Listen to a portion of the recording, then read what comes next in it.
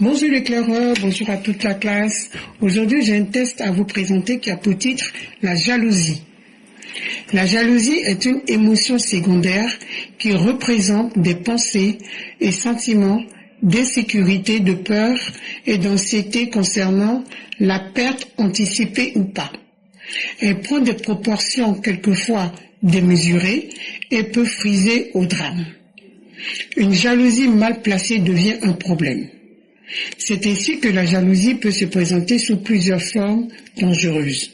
Elle peut être viscérale, maladive, amoureuse, envieuse des avantages d'autrui et encore. Je m'attarderai sur la jalousie envieuse qui pousse certains peuples à haïr un autre. Voici certains pays comme le Mali, le Burkina, le Niger, entre parenthèses, avec une note d'humour, le Sénégal et le Cameroun, pour qui le développement avec assurance et confiance de la Côte d'Ivoire gêne. Ils sont frustrés, donc aigris.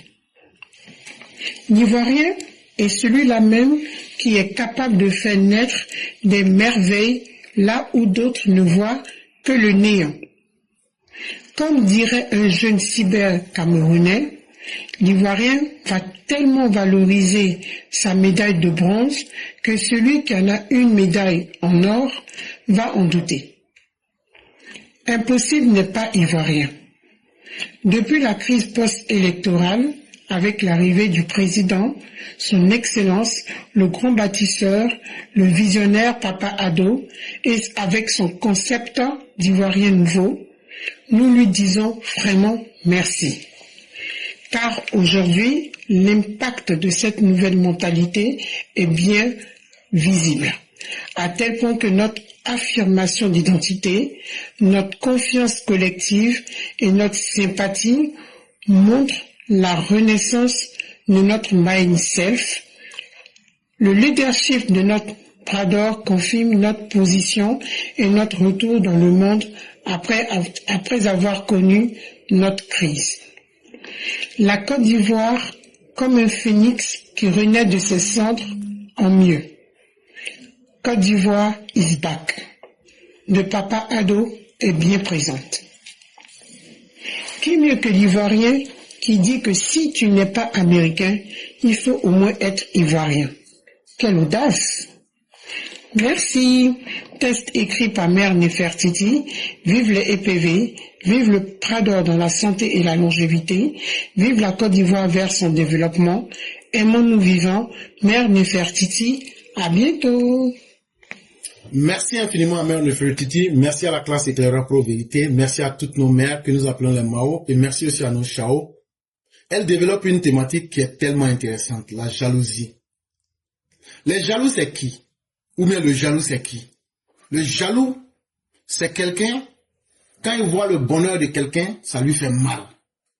Vous voyez combien de fois c'est simple de comprendre le jaloux. Si quelqu'un est content, lui il est mécontent. Pourquoi les gens sont contents? C'est ça aussi un jaloux.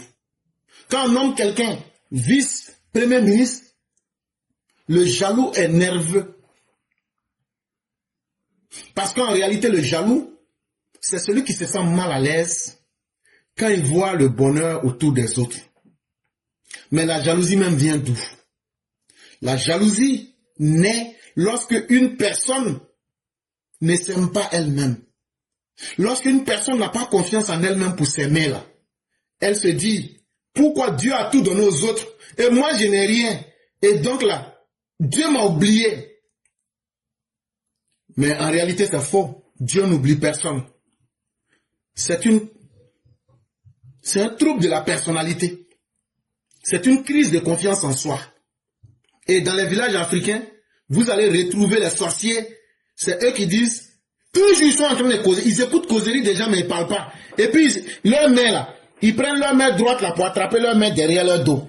Et puis ils sont là, ils écoutent seulement. Quand les gens finissent de parler là, dans les réunions des villages, ce que vous voyez, et puis ils remettent la tête et puis ils disent, c'est eux. Ce sont les jaloux. Maintenant là, c'est ça qui se transforme la nuit quand le soleil tombe là. C'est ça qui se transforme en sorcellerie là.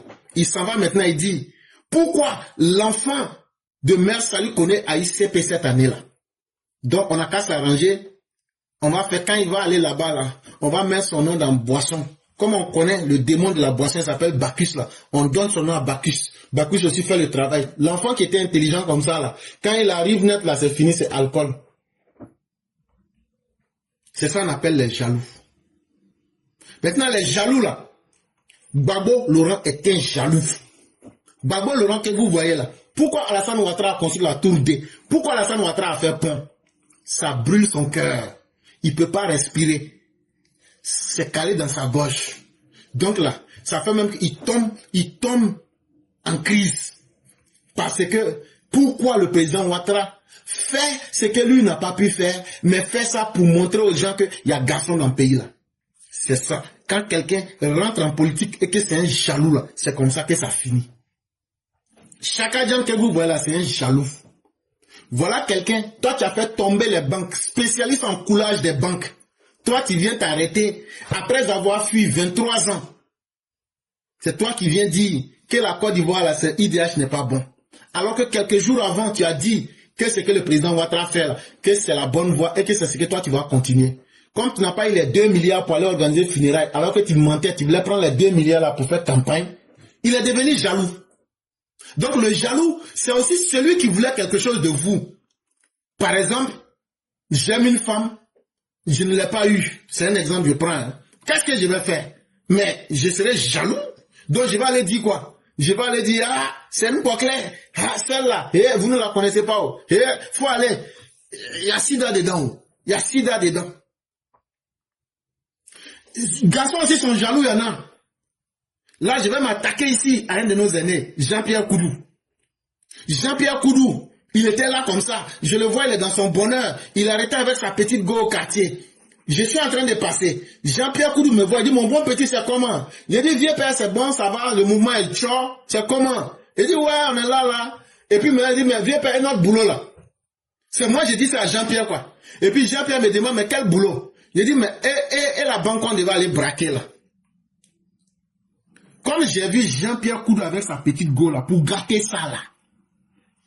On n'est pas braqué, mais j'ai menti sur nous deux. J'ai dit, pour que la go n'a qu'en tant que Jean-Pierre Koudou là, c'est moi, je suis son apprenti dans braquage. J'ai dit, ah, mais braquage qu'on devrait aller faire là, comme c'est là que mon patron là, je t'attendais où? La fille va dire, oui, donc c'est un braqueur. Oui, attends, je vais partir, je ne vais pas mourir. C'est ça qu'on appelle jalousie. C'est-à-dire, quand je vois quelqu'un, il est sur le chemin de son bonheur là, j'ai fait tout pour gâter. C'est ça qu'on appelle jaloux. Maintenant, jalousie là, c'est par niveau, hein. Entre nous-mêmes les Noirs là, chaque Africain est le sorcier de son propre frère. Entre nous les Africains qui sont à l'aventure ici là, toi-même tu as assis, tu ne sais pas, hein, mais quelqu'un fait concurrence avec toi. Tu le connais même pas, tu le vois pas, mais la personne fait concurrence avec toi. Tout ça là, c'est ça qu'on appelle sorcier. Parce que le sorcier là, sa fin, tout le monde la connaît, hein. Il va mourir un jour d'anxiété chronique. Ça veut dire, lui-même là, il sera tellement inquiet là. Un jour, vous allez le trouver là, il est mort dans sa maison. Il avait mis sa main sous son menton et puis il a assis. Tous les sorciers, c'est comme ça. Tous les jaloux, c'est comme ça, ils meurent. Hein. Tu te vas le trouver, il est assis. Il a mis son menton sous sa joue, il a mis sa main droite là. Il a mis ça sous son menton droit et puis il est assis comme ça et puis ses yeux sont ouverts. Ça là, c'est la fin du jaloux. Anxiété chronique. Parce qu'il était dans un cycle de pensée négative. Il était dans des préoccupations obsessionnelles, là, si nous voulons parler comme à l'église. Les églises réveillées. C'est là que le Seigneur doit nous montrer sa puissance. Et c'est là que le Seigneur va se révéler à l'humanité pour nous dire, toi qui vivais dans les cycles de pensée négative, dans les préoccupations obsessionnelles, voilà maintenant le jour de ta fin. Tu as été un homme toxique, jaloux. Tu mourras de ta belle mort. Tu t'es isolé parce que ton mauvais sentiment, toi qui n'aimais personne, ta jalousie t'a permis de te convaincre toi-même que c'est parce que personne ne t'aimait et tu t'es isolé. Mais regarde ta fin. Aujourd'hui, tu te retrouves à la GN, tu te retrouves en dépression, tu te retrouves à l'hypertension. Cher frère, il y a encore de l'espoir pour toi. Le Seigneur ne t'a pas abandonné. Le Seigneur nous a dit que si tu as la foi, tu feras mieux que le Christ. Abandonne ta jalousie. Mon frère, tu n'as pas besoin de séances de désenvoûtement. Tu n'as pas besoin de séances de prière. Tu n'as pas besoin de veillées nocturnes. Tout ce dont tu as besoin, c'est de croire en ton destin, de croire en toi-même et de t'aimer toi-même, mon bien-aimé. Et mon bien-aimé, sois en sécurité vis-à-vis de ta personne. Évite les troubles, la dépression et les crises de confiance en soi. Et le Seigneur t'ouvrira sa demeure. Oh mon bien-aimé, sois l'agneau du Seigneur pour que nous puissions te guider. Apaise ton cœur. Il ne faut pas avoir de la haine pour la vieille parce qu'elle a vécu. C'est toi, Jean-Pierre Koudou, qui a menti que la vieille d'à côté parce qu'elle a vécu que c'était une sorcière. Pourtant, ce n'était pas vrai, mon frère. Tu as mis le courroux du Seigneur sur ton dos. Reviens à la vérité, mon frère, pour que le Seigneur puisse te sauver. Reviens te confesser à moi pour que je te donne le salut. Mon frère, Dieu t'aime, même si toi-même tu ne t'aimes pas. Même si toi-même tu ne t'aimes pas, Dieu t'aime. Il faut revenir à Dieu. Il faut abandonner la jalousie. Et donc, qu'est-ce qu'on fait pour abandonner la jalousie? Même si quelqu'un vous a fait du mal, la nuit, quand tu t'en vas dormir, là, faut vider ton esprit.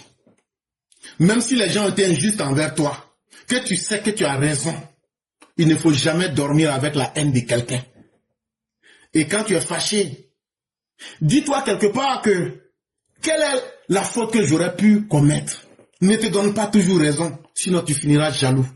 Mais quand tu cherches toujours le meilleur de toi-même, en te pardonnant et en pardonnant aux autres, tu deviens quelqu'un de meilleur. Tu évites les conflits relationnels, tu évites l'isolement social, tu évites la dépression.